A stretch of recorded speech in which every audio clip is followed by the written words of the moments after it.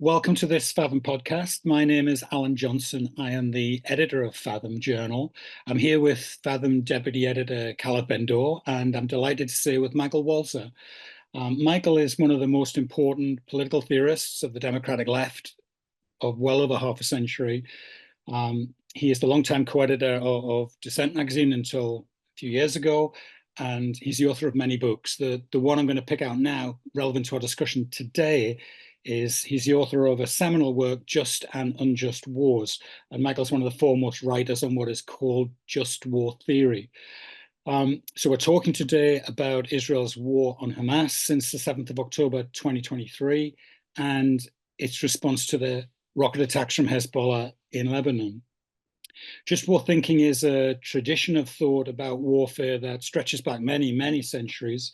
It is not a mere academic theory, but is a body of reasoning about war that has informed militaries and governments and international law. It's divided really into answers to two kinds of questions. One, was there a just reason for launching this particular war, which goes under the name Jus in Bello?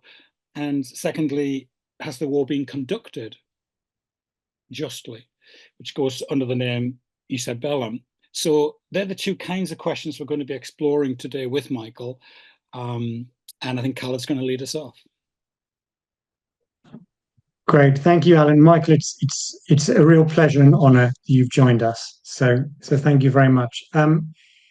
You've stressed in the past that it's important to distinguish the judgments we make about the conduct of war from the judgments we make about the decision to go to war, which is something that Alan just touched on in the introduction. Kind of two questions, really. There's many people, especially amongst the protesters in Western cities, who called the Hamas attacks on 7th of October justified. Many have endorsed the language of the resistance, which is actually Hamas's own language. So forgive the question, but why weren't those attacks considered a just resistance? And also, many have said Israel had a right to self-defense after those attacks, but not the right to launch an offensive war against Hamas. And the Israeli response was called disproportionate within days of its launch. What's your view of Israel's decision to launch that war rather than just limited strikes? And to what extent was there a just cause to wage war on Hamas after the 7th of October? Yes. I should say first that the argument that there was justified resistance hangs on a claim that that the occupation of the West Bank and for a while of Gaza justified resistance. It did not, however, justify terrorist attacks on Israeli civilians. It did not justify rockets that could not be aimed at military targets. It did not justify being called by a name that the French resistance to the Nazis has made famous in the history of warfare. The Israeli response, I think, to the October 7th attacks was justified, just and I think necessary response. I can't imagine any country in the world enduring an attack of that sort and not responding in a military way. And the arguments about proportionality are important arguments, but as I wrote very early on, they are very, very often made in bad faith. And the fact that this war was called disproportionate within days suggests or is an indication of bad faith. I first opposed proportionality arguments of this sort back in the Vietnam days when the US Army was claiming that its attacks were proportional. And the question is always proportional to what? What is the reference?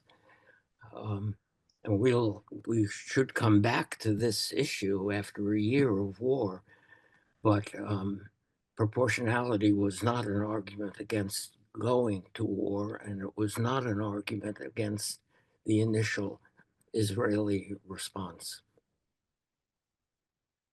Michael, just staying with this question of the justness of going to war and extending it, I think legitimately into the question of, is it just to continue the war at this point? To get your thoughts on this, I think you wrote recently in a piece of the New York Times that certainly the impression I got was that you didn't think it was. I think you even said anyone who aims at continuing the fight must be condemned because there must be a political solution. So just to query that a little, I mean, do you see an implied link there between ending the war in Gaza and a political solution? Obviously, at one level, there has to be. One can't reach a political solution while engaging in warfare. But is there a chance, play devil's advocate here, that possibly the route to a political solution and the route to peace lies through the defeat of Hamas as a governing power in Gaza, with the power to disrupt the peace process, the Abraham Accords, to disrupt the Palestinian national movement. So is there a chance that we could even say continuing the wars is necessary to reach a political solution? Right. Well, that is both a serious political discussion in the United States and, I assume, in Israel, and it raises issues of just war theory. Can there ever be a moral obligation to end a just war before victory, before total victory, which is the official word, I think, of the Israeli government, or at least of its prime minister. And this is a war being fought without any political goal except total victory. And I do believe that there can come a time when the costs of continuing the war require us to think about the possibility of pursuing the same aims politically and diplomatically. And that has been the argument of the American government. And by the way, I think this government and the combination of Biden, Blinken, and Jake Sullivan is probably the best group of Americans that has ever been sent by our government to deal with the Israeli government. These are people really committed to Israel's well-being, not just security, but Israel's well-being. And they believe that a political defeat of Hamas is now possible. That for some months they've believed that. Maybe they believe that too soon, but I believe now that that is the right argument. The costs of the war, and then we have to talk about that. And right now, of the way the war is being waged, make it necessary to look for a political solution, which means a victory by other means, pursuing the victory by other means. Okay, thank you, Michael.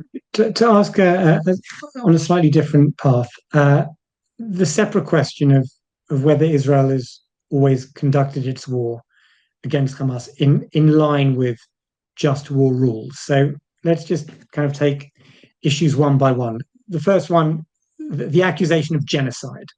Israel was accused of not waging a war but carrying out a genocide. Also, almost from the beginning, it's only been a mantra for around a year now, and it seems to have seeped into parts of Western consciousness as some form of truth, which is a disaster for Israel, and it's also a disaster for Jews in the diaspora. What's your view at this genocide charge? Fair or unfair? Oh, it's radically unfair. An example of dumbing genocide down to turn it into a political slogan.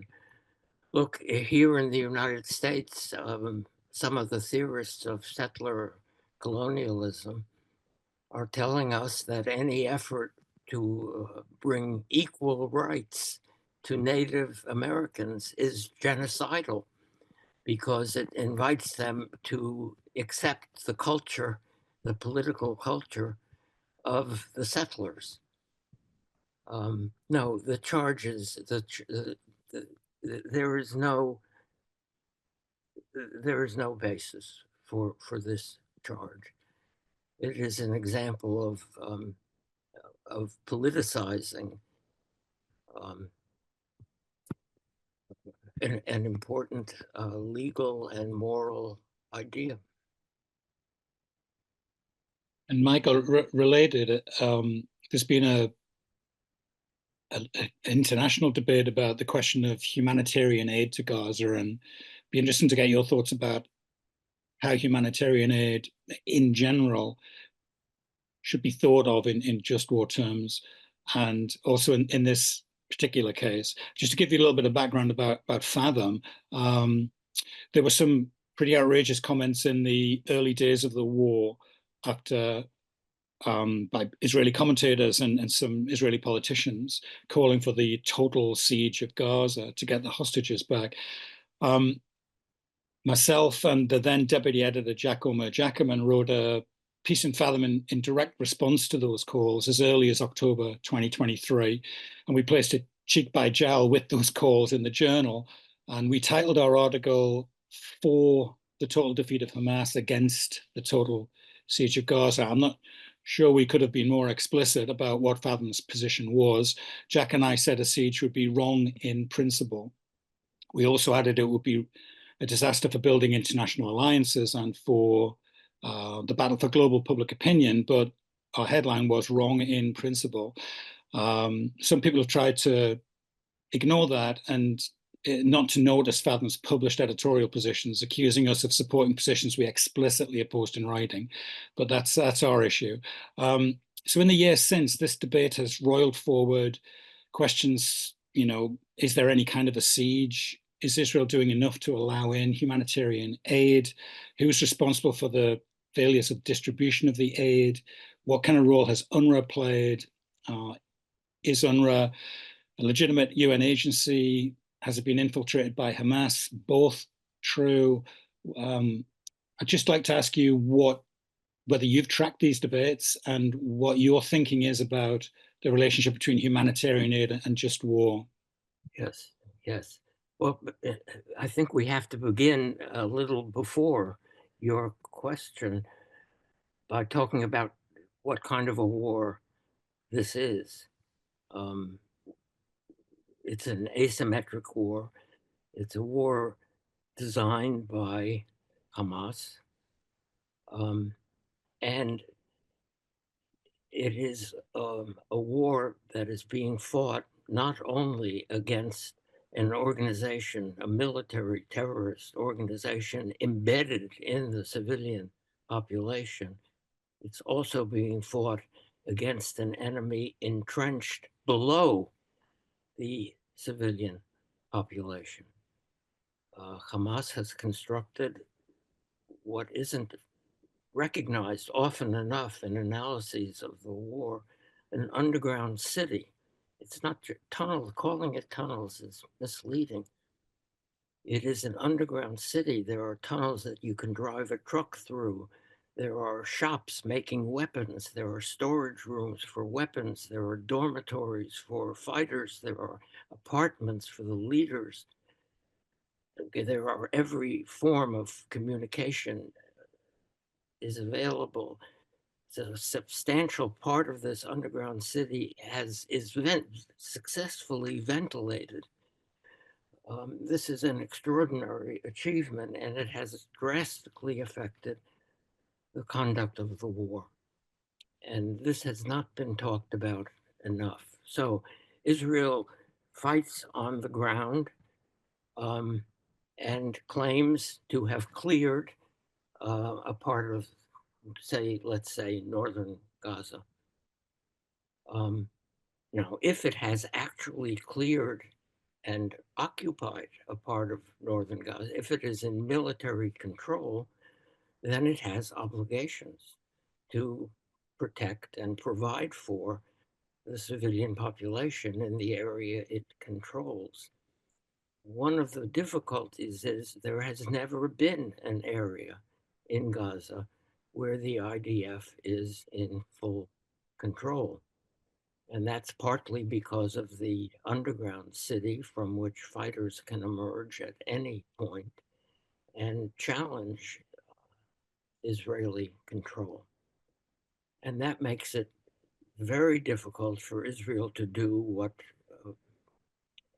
a victorious army has to do, and that is to provide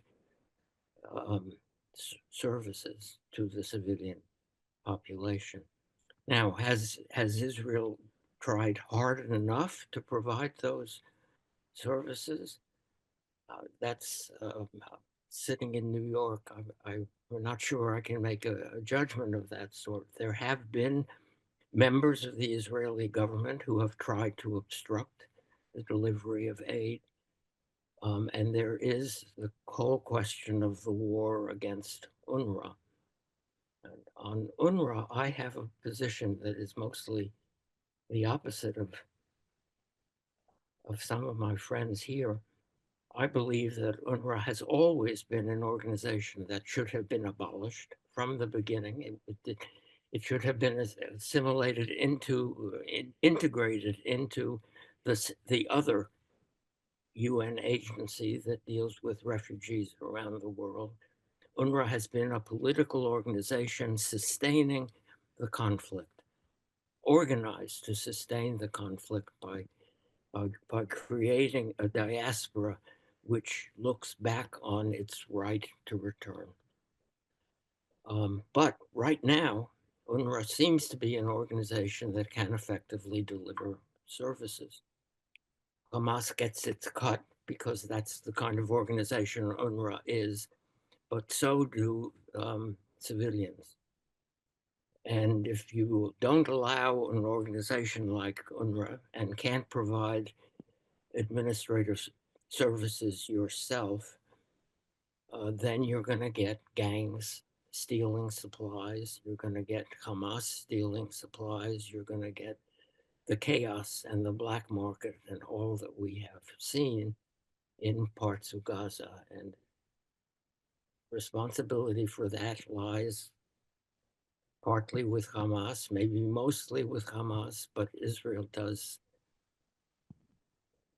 has not done everything it could. And that's why the Americans intervened with an effort to create a beach where you could deliver supplies and dropping supplies from the air.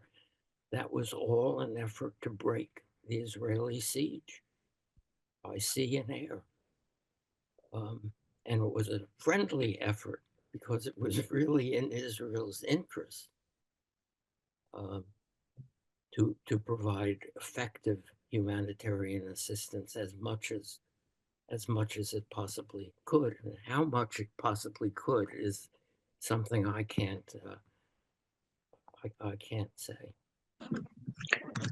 Michael, I'm wondering if you can help with some baffled Israelis who might find it difficult to understand why it's their responsibility. Now, I just say, I think 9 months into the war, Israel controlled the Philadelphia corridor, the border with Egypt. But before then, there was a border with another country, with Egypt.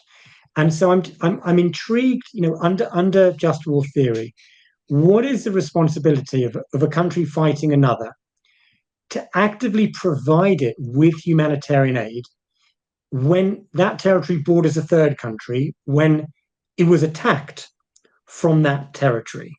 And I think a lot of Israelis are maybe even kind of baffled of why, having been attacked in such a way by Hamas, fundamentalist, Islamist, maximalist organization that's promised to attack it again and again and again, why it's Israel that needs to continue to provide it with electricity, often for free.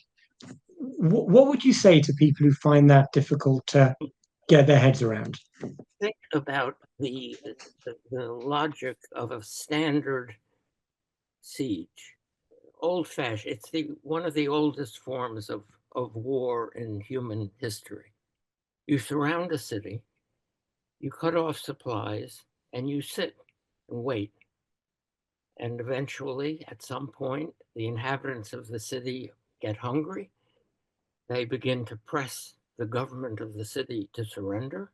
And again and again in military history, the government of the city surrenders. And the logic, the essential logic of siege warfare is that there is a moral and political connection between the inhabitants of the city and the rulers of the city. Now, there's no such connection between Hamas and the people of Gaza. So the siege was never going to be anything more than a war against civilians. And the more civilians are killed or starved, the worse it is for Israel. And Hamas planned this because all asymmetric wars are also political wars. And whatever you do on the ground, the high-tech army ends up killing. And there is a line that I've often quoted from an American colonel in Afghanistan in 2010, who said, "The more civilians we kill, the more certain it is that we will lose the war." And that was Israel's position. And so it certainly didn't make military sense to carry on a siege. It was punishing people almost in the service of Hamas. You were working for Hamas. And all over the world, it was preordained that you would be blamed for the victims.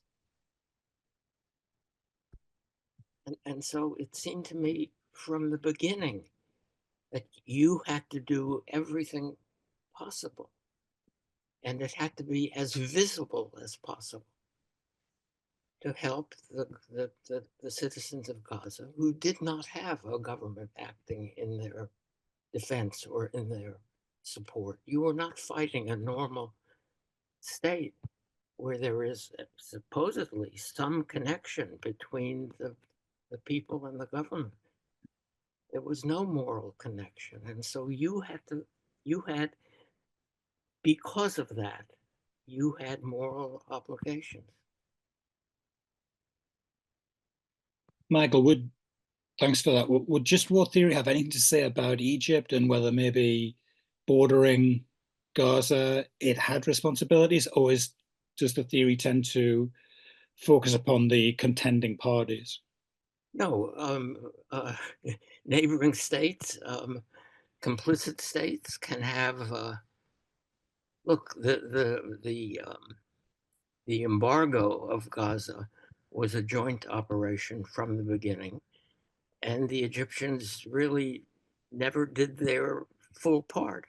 They never really dealt with the resupply of Hamas from Iran. Some of the most important tunnels were tunnels into Egypt, and I assume the Egyptians knew about the tunnels and officials in Sinai were bribed, or I don't know why, but yes, Israel, Egypt had a role to play, and they were part of the humanitarian. They were a source of the humanitarian supply, and they are also responsible for not providing enough.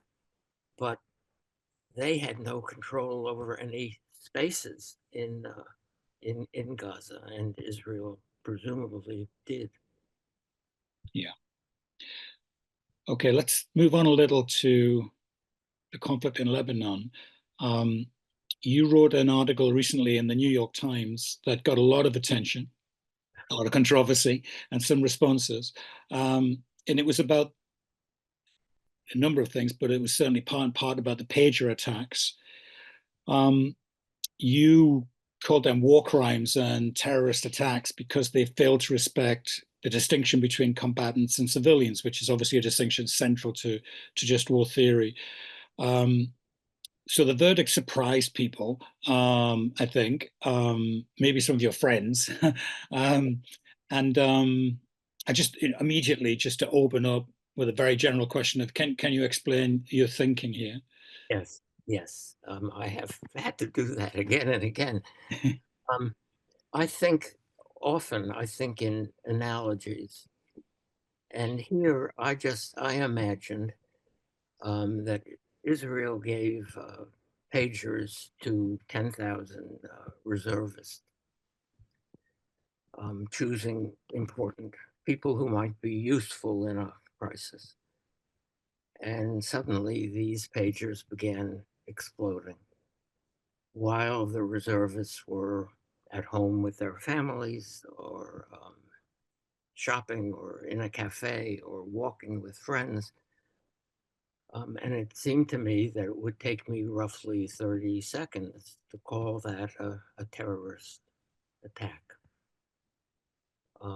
And I thought that if that was so, then this attack on the Hezbollah page holders was also a terrorist attack. Now,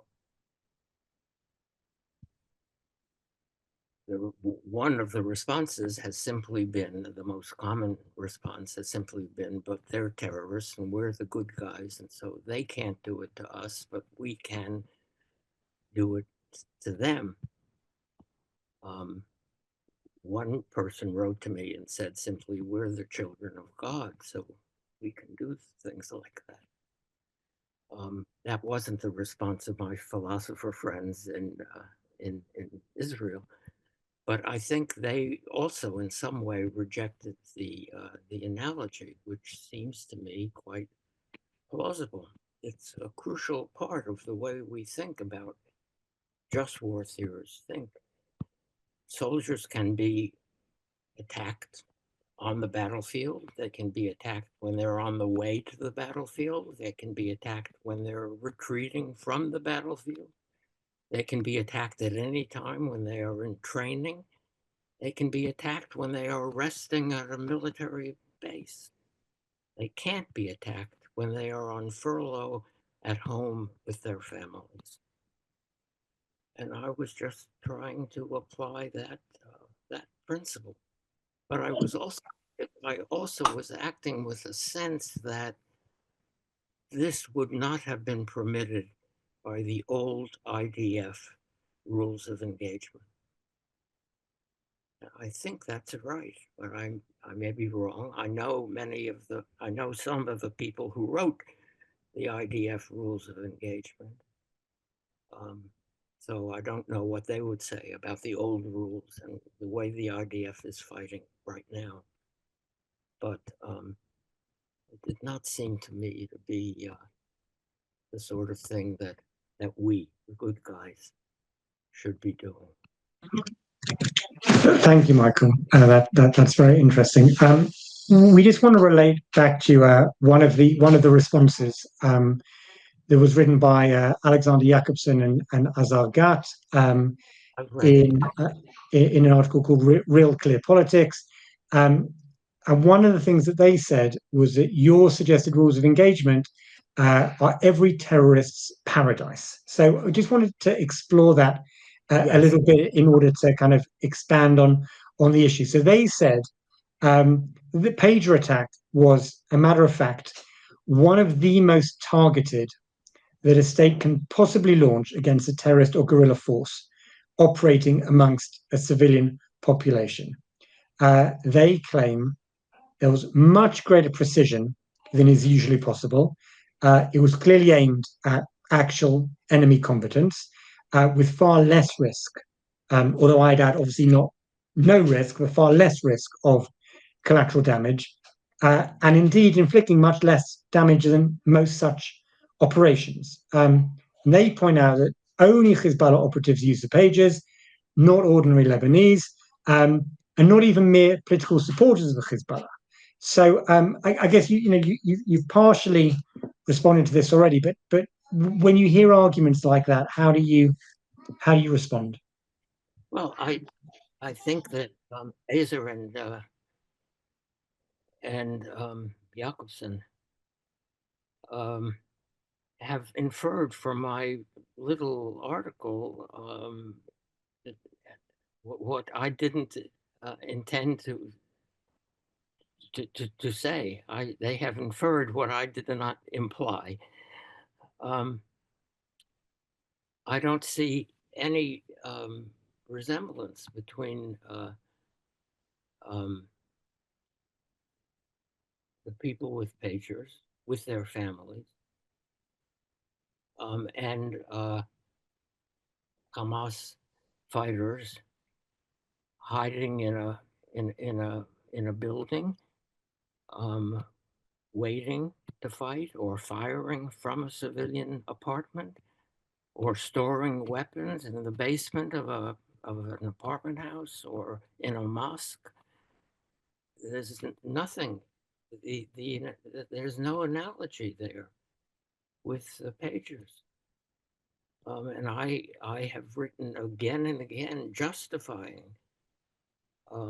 fighting against terrorists or insurgents of any sort who hide in the civilian population, who fight from the civilian population, who use civilians as cover, who deliberately aim at forcing the enemy to kill civilians.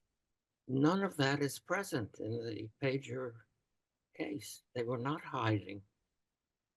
They were simply with their families. They were exactly like Israeli reservists at home, waiting to be called up, but not yet called up. The argument has to be that these are terrorists and they fight in a certain way, and we may have to imitate things that they do that we wouldn't do if we weren't fighting against terrorists. And that raises very large issues about organizations like Hezbollah, which is on the one hand, a terrorist organization, and on the other hand, a government more effective than the official government of Lebanon, with health ministries and welfare ministries and many civil servants and cops directing traffic, all of that. Are they all terrorists? Are they all subject to attack at any point, wherever they can be found?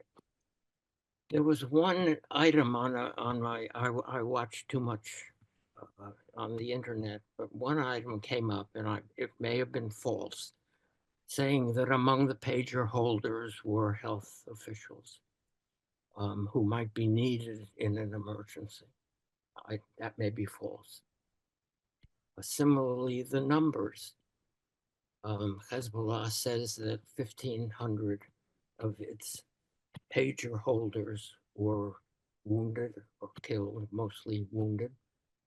The Lebanese hospital officials say that 2,700 people showed up at the hospitals. That would be 1,200 non-Hamas people, if those figures are right. And I've learned that we have to be skeptical of everybody's figures in this war. But I don't accept the idea that what I wrote in that article in any way delegitimizes, makes impossible a war against terrorists or against any insurgents who use civilian cover. I don't see that. I have written so often defending what Israel is doing in this war. Yeah. Michael, if so Israel has said that Hezbollah was planning a kind of October the 7th style attack on an even larger scale in the north. We have Iran in the background, which has fired 2 sets now of missiles and could fire a third. Israel's engaged in a multi-front war. Playing devil's advocate a bit here, see what you think, but is it the case in just war thinking that, I hate these expressions, but if the bad guys are going to win, is there flex in just war thinking that if it's a kind of existential question, some of these considerations have to give way to survival? Yes, there is a chapter in Just and Unjust Wars dealing with real emergency situations. And but you don't think that applied here? I don't think Israel is right now in danger of being defeated, destroyed. Israel is not alone. Israel has effective international support,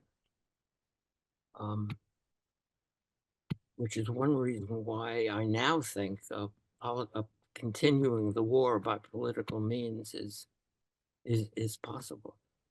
The extreme emergency that I wrote about, and which I thought applied to Britain in the early years before the US came in, right in the early years after 39, I accepted Churchill's use of that idea of extreme emergency. I don't think that is Israel's situation right now. In fact, again, just going back to the Trump support in Israel, Biden he literally produced this coalition of Western European countries with the United States, with Sunni Arab countries that actually sprang to the defense of Israel against the Iranian attacks. Yes. Yeah.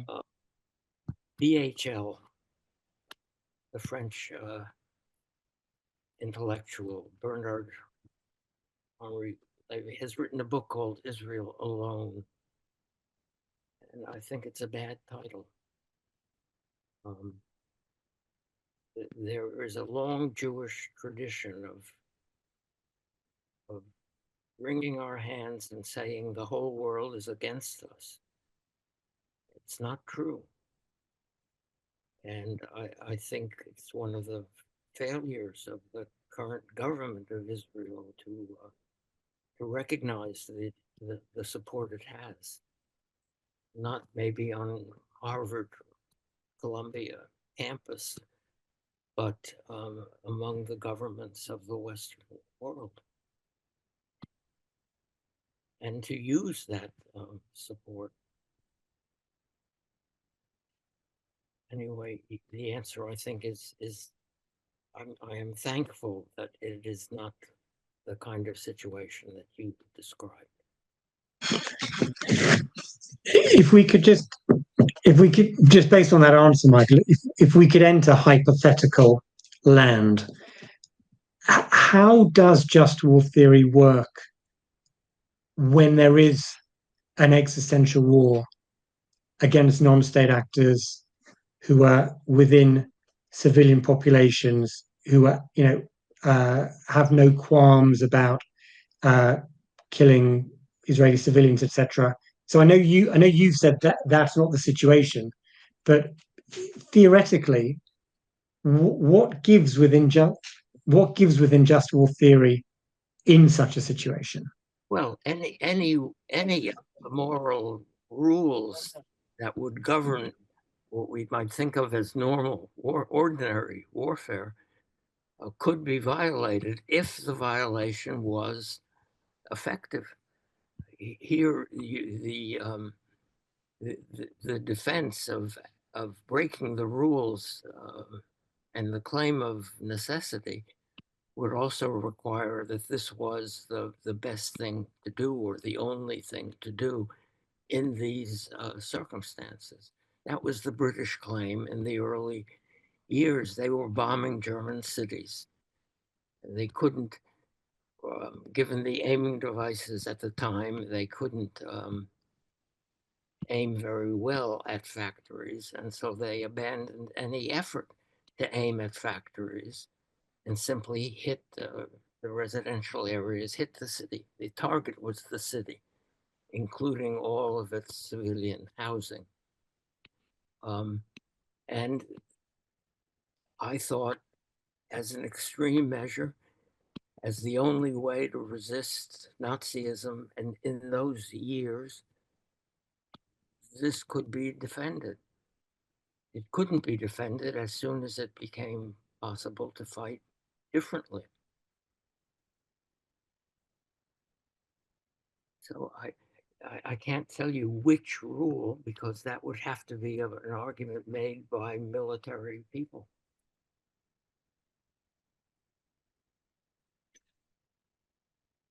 Calev, I think we've covered some of the questions. I don't know if you want to talk about this issue of civilian environments and just war thinking within those environments, maybe next.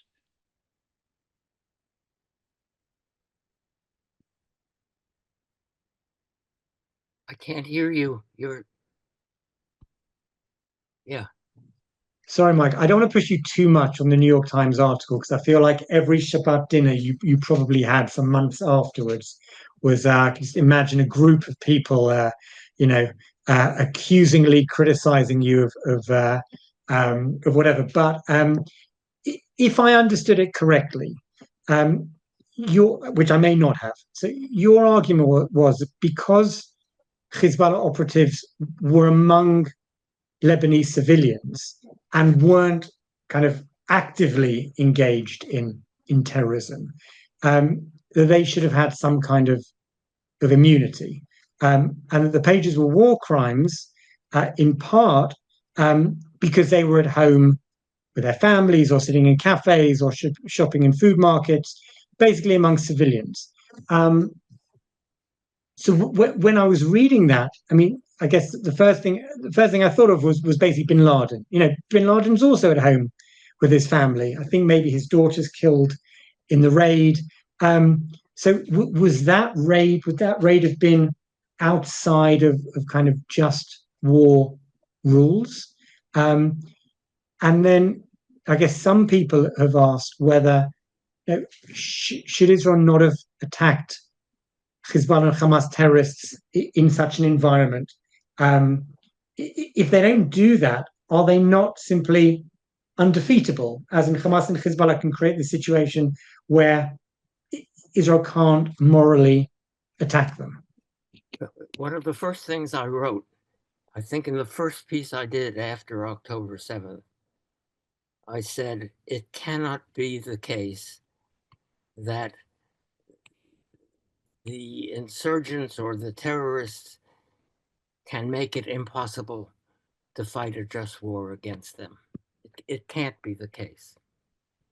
And I don't think what I wrote in that article in any way makes it impossible to fight. I don't see, look, bin Laden was not an ordinary person. He was not only the symbol of the Islamist terrorism, he was also, so we believed, still directing that organization. And so he was a legitimate military target, and his family was at risk, and everything should have been done to kill him and not anyone else, but that is never possible in this kind of warfare. I am and have always been skeptical about assassinating leaders because of the danger that you get somebody smarter and more vicious than the person you kill. But I am not opposed to doing that.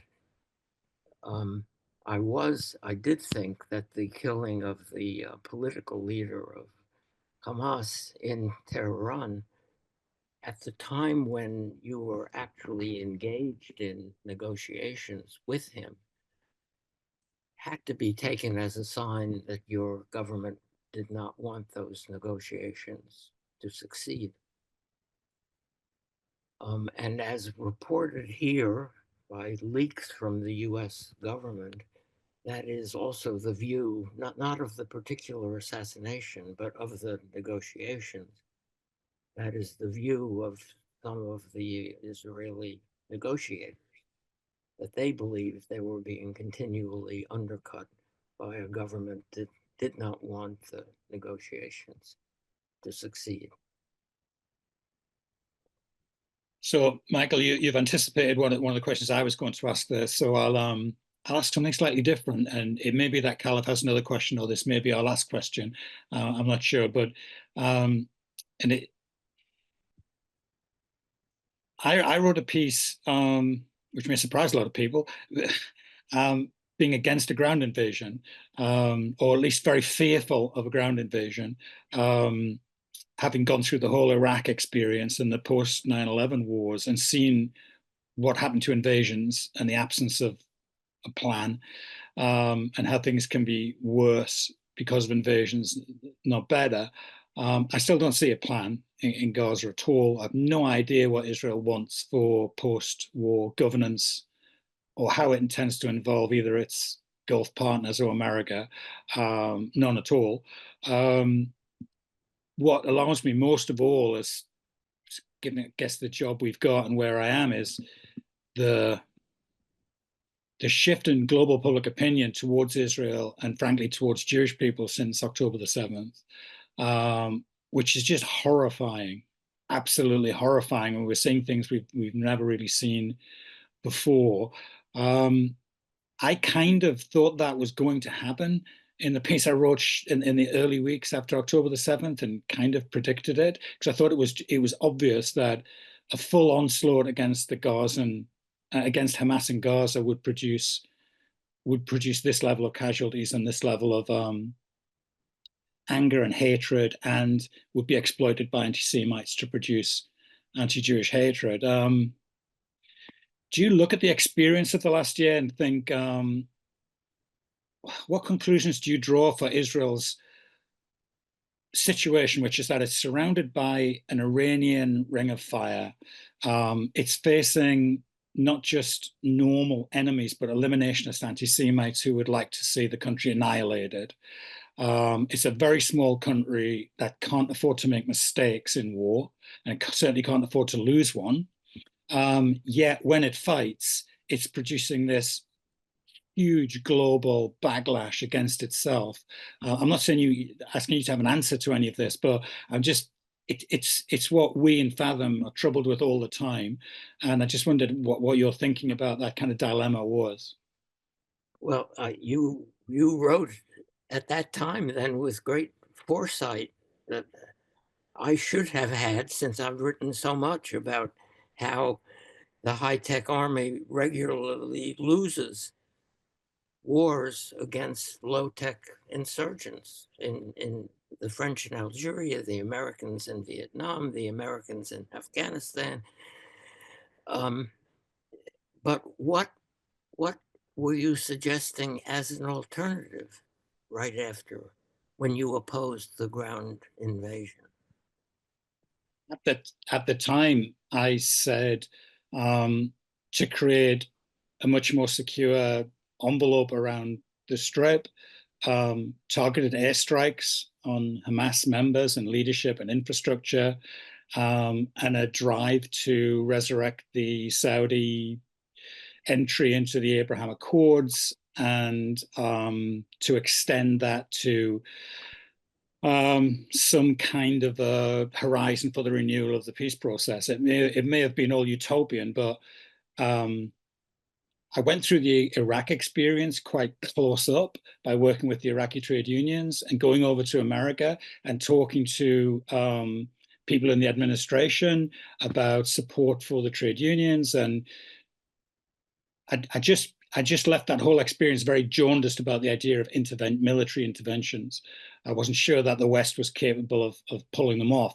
Having said that, I think Israel has certainly shown so far the will and the fighting spirit, but what I don't see is a coherent plan for Gaza after the war, or for maintaining international alliances, or for maintaining global public opinion. My own sense is what Israel doesn't understand is that we live in a world now where foreign policy isn't decided by 10 people in the Foreign Office and the editor of the Times and so on, and you can ignore the street.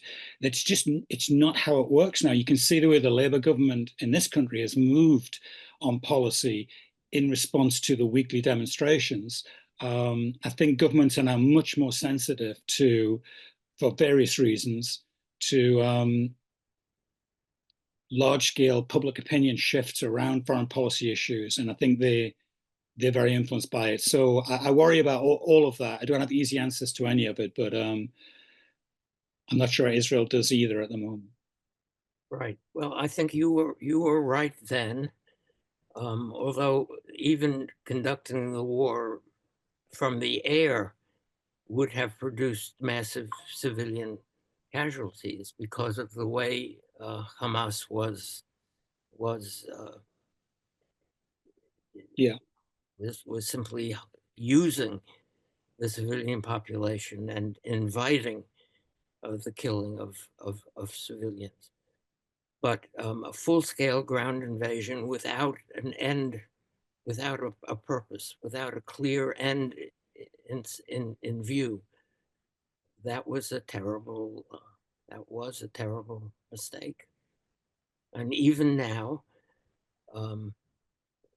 what is going on in North Gaza, well, just think about that for a moment, because it turns out there are 400,000 Palestinians living in this area where we on American television have seen nothing but rubble. There are 400,000 Palestinian civilians living, presumably most of them in apartment buildings.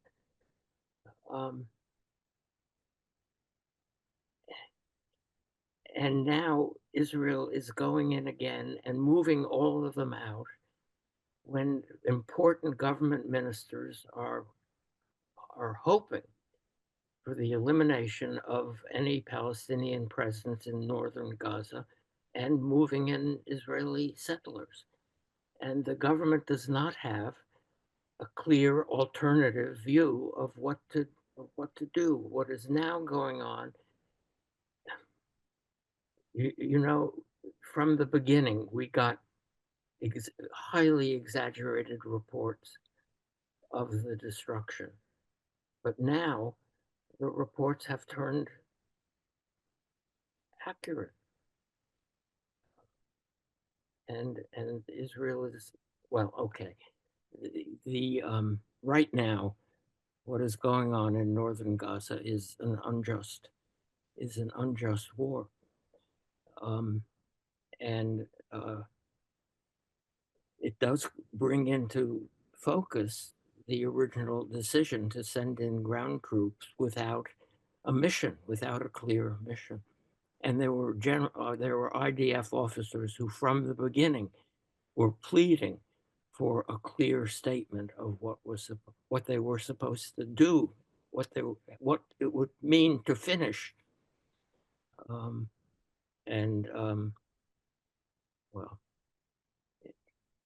precisely for that reason, it is now morally necessary to stop.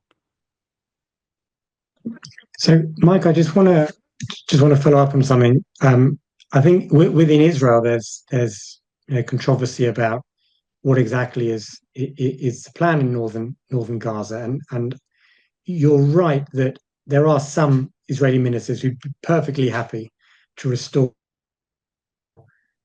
settlements in Gaza, although for what it's worth, Netanyahu has said that's not government policy, and if it is, then someone needs to tell all of the soldiers who are sacrificing their lives that that's why they're sacrificing it. And I would agree with you that the weakness the government has is its real consistent failure to specify war aims. Well, not war aims, but the day after. But I'm just wondering if you take the settlement stuff away, because that would be deeply unpopular in Israel, and perhaps I'm being naively optimistic, but I find it difficult to imagine a situation in which there is a terrorist organization that is entrenched within a civilian population, which we've talked about, and the IDF gives that population an opportunity to move south. Again, you could argue they're too weak, there's nowhere to go, etc. But gives the civilian population an opportunity to move. So just that terrorists are left. In a situation where Hamas, I don't know, prevent them from leaving or whatever, where's the can you emphasize the immorality? I mean, your initial thing was it's immoral because of restoring the settlements. But if you take the settlements out, can you tease out what is the terrible aspect or the immoral aspect of the current operation in the north of the Strip? Yeah, but let me again go back. I wrote about exactly this situation in Vietnam, where the Americans would drop leaflets and loudspeakers from the air and tell people to move out, and then claim that anyone who hadn't moved out was a terrorist or a Viet Cong and subject to attack. The problem is that large numbers of people don't move. They don't move because they're old, aged, and infirm. Like me, I could have great difficulty moving out of this apartment if I were sent a leaflet from some military organization. They don't move because they're old, or they have parents who are old and sick. They're taking care of them. And they don't move because they are afraid that everything they own will be looted and destroyed, and there won't be anything to come back to. So the fact is that 400,000 Palestinians did not leave Gaza City or wherever they are now, probably for those reasons. And you can force them to leave now. You can empty northern Gaza of civilians, or try to, but there will be a very large residual number of people who won't leave. And you also have to take into account what leaving means in these situations, because they are probably right that there will be nothing to come back to. And people have mementos and valuables things that mean everything to them in their home. Leaving is very hard. It wasn't effective in Vietnam. Our free fire zones were murderous for civilians and not effective in defeating the Viet Cong, or not as effective as they were hoped to be. So I don't know. I want to raise another issue with you since we're all together here, and that is the question of prisoners. We've had a lot of ugly reports about the treatment of prisoners taken in Gaza, and there are apparently thousands of them now.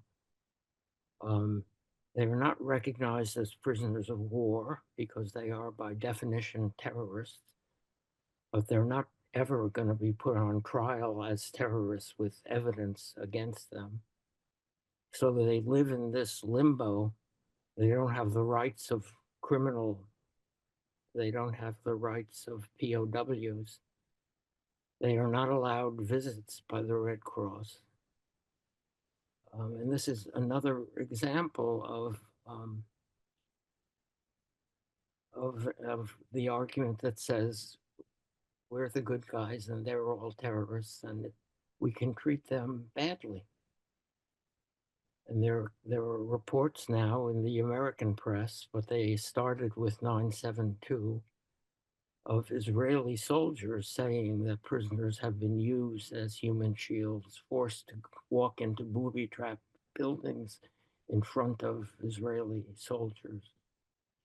Those are extremely damaging reports here. I suspect they are not universally true, but they may be true partly. And this again has something, there is some movement away from the old rules of engagement.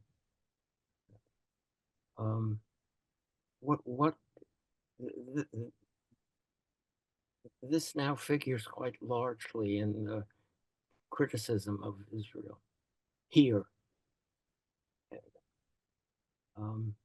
Yeah. Is there an Israeli response?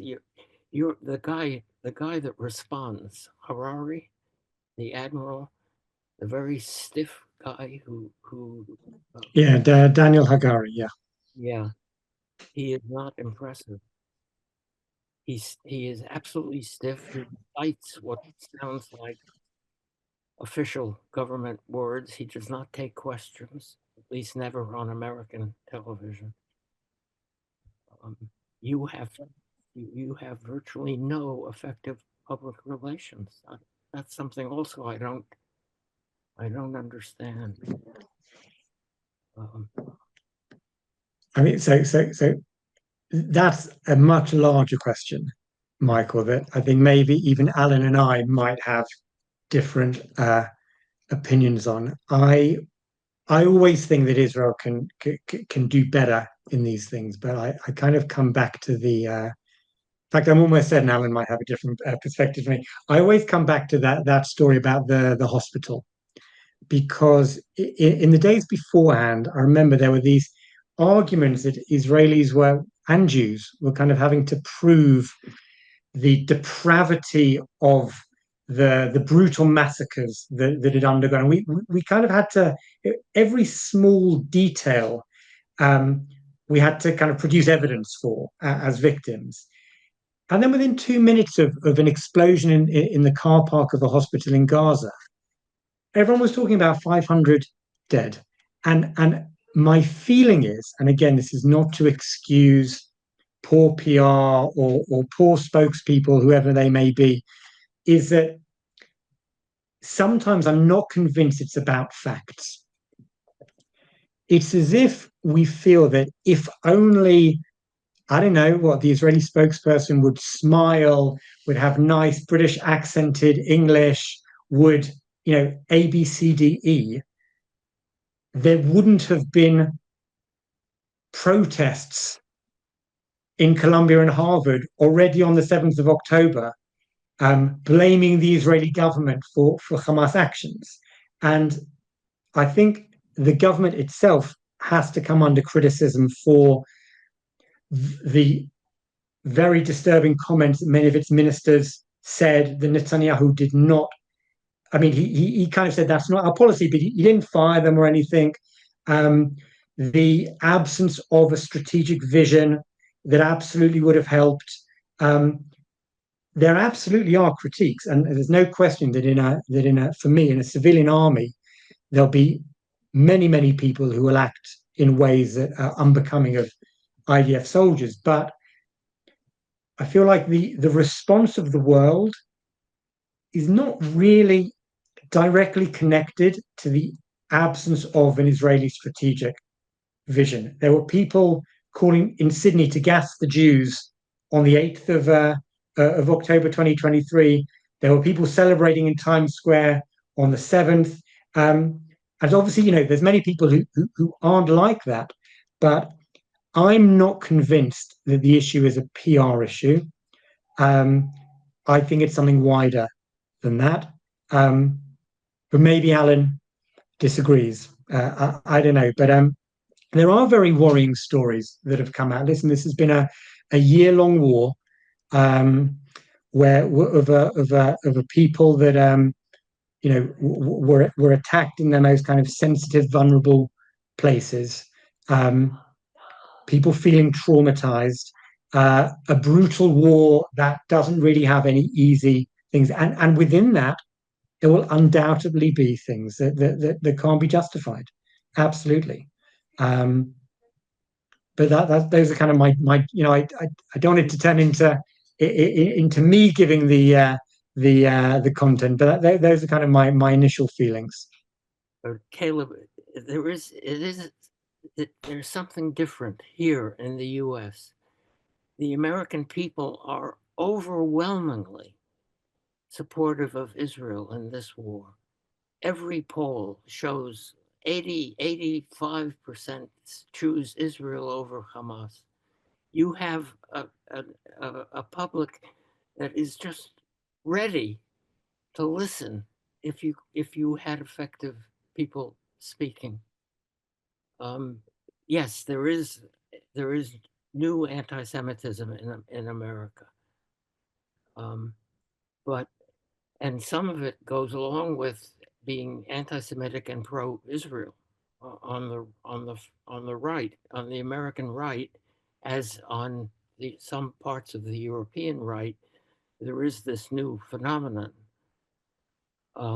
but you can't. The idea is that the world is just waiting to think badly about Israel. Yeah, there are people in the world who are waiting to think badly, eager to think badly about Israel. But you have world sympathy, and in the U.S. you have massive public sympathy. So it's you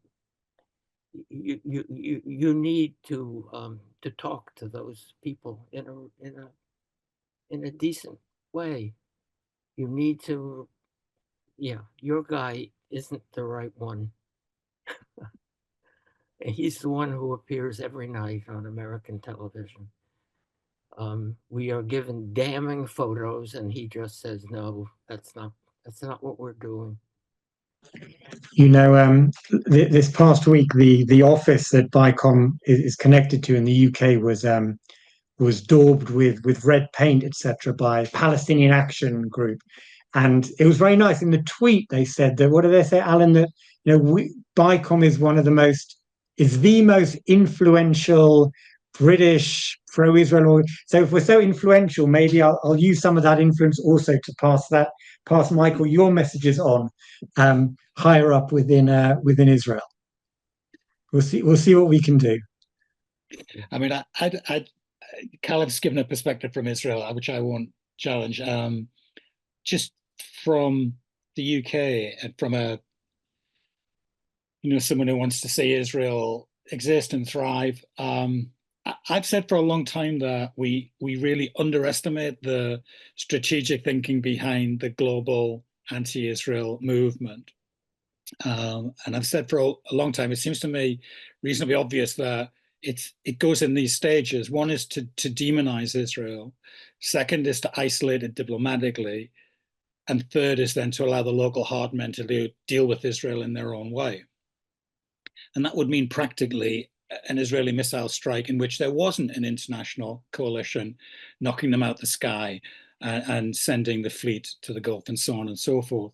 And I don't think we're anywhere near that yet, but I think that is the strategy. And it struck me as necessary, therefore, to understand that Israel should amend its own diplomacy and its own public diplomacy and rhetoric, and I think it's coalition building accordingly, which would mean, like, for instance, with the piece that Jack and I wrote back in October, we were saying Israel should be drowning Gaza in humanitarian aid. It should be flying it in and sending it in and in every conceivable way that it could. Now, I'm not saying that's easy in a war zone. I'm not naive, but the scenes of either Israelis blocking trucks or Israeli ministers talking about total siege are a diplomatic disaster for Israel. Just awful and politically stupid and should stop. And secondly, the war fighting. And again, I'm not talking about a particular tactical strategy in any situation, but war fighting needs to be conducted with the understanding that that global strategy is in place and it, over the last year, has made advances. The demonization of Israel has made advances, as, by the way, has the isolation of Israel diplomatically. I mean, we just need to think, compared to the Blair and Brown years, think of the contrast between David Lammy said he would arrest Netanyahu if he was in the UK, if the ICC told him to. The UK abandoned its joint representations to the ICC with Germany. The UK introduced partial bans on arms sales to Israel. The UK now has 4 so-called Gaza independent MPs, and the Labour Party is petrified of losing its support amongst Muslim people in Britain. All this is unprecedented and a radical change from where we were under Blair and Brown. And people, I think, need to wake up and understand that Israel needs to conduct itself differently in terms of its rhetoric and its diplomacy and its public-facing people. So I don't know about this particular guy, but I think Michael's right that it's crucial to get.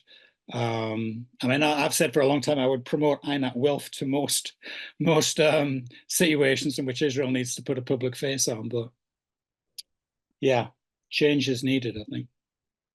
Yes, I agree, and I also believe that in military situations, prudence is also a moral requirement. And yeah, Israel is fighting what is, I agree, an existential war. At least the most important and frightening war in its history. And it is doing this with the worst government in its history. Okay, somber note to end on, but I think we've been talking for well over an hour now. So, Michael, in terms of being thoughtful and nuanced and honest and candid, that's one of the best discussions I've heard of all these issues for a long time. So we're so grateful for you coming on with us today, and so grateful for your support for Fathom from the outset, by the way, which people may not know about, but from when we had the idea, let alone before we launched, you were very supportive, and your counsel was great. So thanks very much again. Thank you for giving me this opportunity to talk to the two of you. Yes.